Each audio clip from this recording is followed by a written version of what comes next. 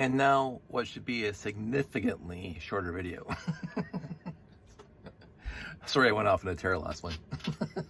I do it every once in a while. So this is what gonna title my cost and cost-effective analysis for changing things in the layout. And it's not a financial cost; it's a time and effort versus what you get in return cost.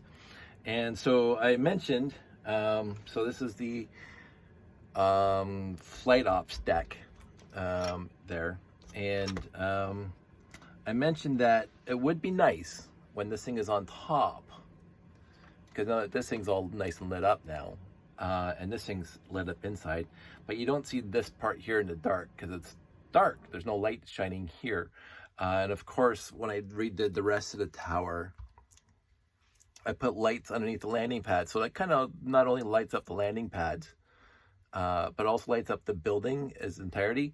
And so when you're looking at the building in the dark, you'll see all the exterior of the building because it's lit up by the lights that are out here on the pads and the lights that are here on the observation deck shining down. And these pads, lights that I've installed, of course, there's an older picture, but I've installed lights here that shine down in this. But you'll see the building, so it lights up the building itself, the exterior. But right now, the zone between the observation, or not the observation deck, the flight ops and the cake topper is still black. There's no lights there. So I was debating, and I had actually started to take this thing apart to see if I wanted to change that. And what happened was that I did a cost benefit analysis as I'm taking this thing apart, because this is complicated as it is to build it. And basically I had to build it from the top. I had to build it this way in order to get all the wiring done so it's nice inside and compact. So I actually built from the top upside down. I built it so from this piece that way upside down. And so if I'm ready to take it apart now to add, okay, so take this a step back. There's a life lights kit, a basic life lights kit in the tube in the lift, the 2x4x4 trans dark blue round piece in there. There's one of these kits in there, and it only has 4 wires coming out of it for lights, because there's 4 lights on this level inside, so you can see the people inside, right? So I put 4 lights in there. That's all it needs. It's bright enough with 4 lights. So there are 4 open sockets on that one life lights kit that aren't being used right now. I have that a few places that I just don't have lights, and I don't add lights just for the purpose of having lights. Every light has to have a purpose. Therefore, I'm not overloading the circuits, blah, blah, blah. But I thought what I could do is I could take those extra 4 plugs, run 4 more life light wires, and come up the top and put them strategically around the ring here and have them shine up, which would shine on this guy, right? So, I mean, on paper, piece of cake. But I started taking this thing apart, and I'm going, if I do it this way, basically it means I have to rebuild this whole thing again. I mean, it's going to come apart in chunks because the roof is just going to come off, blah, blah, blah. But the wiring is going to the lights in here. And then this piece comes off. And then I got these ring of lights at the bottom here that go around using the advanced kit, blah, blah. So the cost benefit analysis of adding lights, just 4 lights, even 2 lights, to get at that thing, I'd have to take this whole thing apart. It's just to put the 2 lights out here. So what I decided to do was forget that. C'est la vie, as they say, and parlez-vous français. C'est la vie. It is not going to happen tonight, because I just started getting into it, and I started realizing that I really just don't want to take this thing apart. So I'm going to put this thing back together as it is now, and I thought I'd show you this. There we go. So that part's there and that part's there. So I had to modify the 1/4 circle brick, 4x4 quarter circle brick, so the wires could come up to this guy. There's this connection plate, because again, it's the same as this piece there. It has this, another connection plate there. That way I don't have to plug anything in. I just put it down and the wires connect. And I have an EL wire coming out here that goes around this wing. So the ring, I mean, so there's that. And then I had all these guys They have to separate now. I have to remember which way they go on. I think they go on like this. Yes, this is how they go on. So that goes there. And this is what I mean why the 4x8s work better than the 4x4s. Because the 4x8s, you can actually connect the wing plates to a centerpiece, which you couldn't do with the 4x4s. Which you couldn't do with the 4x4 wing plates. And I showed you that. So this whole piece is floating. It's not attached to the center foundation, the center tree, as it were. But this one, this whole ring is locked in at the top and at the bottom with the center piling, or whatever you want to call it, the center foundation, the center, whatever. So here you can see these slopes come up here, and there's a 2x2 brick that locks it into this now 8 stud ring using 4x4 quarter rounds bricks. And so this whole thing is now locked together. It's not floating at all, right? Now on the bottom, let me just disconnect it because I don't want the batteries wrecking this thing. On the bottom, I have tiles here because, of course, the wing plates don't match up, right? But here they're studded in on the one wing plate that's 90 degrees to the center on all 4 90-degree quadrants. That one wing plate is studded into this foundation. So it's not floating at all. It's not detached at all. It's actually studded in, which makes me happy. So the 4x8 wing plates work better than the 4x4s. The 4x4s will not work this way, but the 4x8s work perfectly this way. And then what I do here is I do this to make it kind of neat. And then I fill in the other gaps here with just 2x4 bricks. So I did this roof also. I modified this. These are the old roofs. I just used that big, huge black slope curve piece that came in the Mars mission or Mission Mars, the alien spaceships. I changed it to this method here because, again, I like using these wing plates. And if you do this, and I'll show you this in a second, it makes it look like it's a greebling. There we go. So you got that. Now forget all this electrical stuff because that's stuff I added, but you can do this ring with 16 4x8 wing plates. It works out perfectly well. And then you put this 8x8 ring in the middle, which covers the hole. And then you have these radius, well, I guess radial arms coming out like a sunburst. And you can use whatever color you want. You really can. I do it this way. And then, so now this is back together, because again, I'm not going to take it apart, fully apart too. And it's still lit up. Pretty neat. And then this thing goes on top, so I'm going to leave the lights on. And therefore, you'll see when I push this down, making sure I did that properly. Yeah, I did that properly.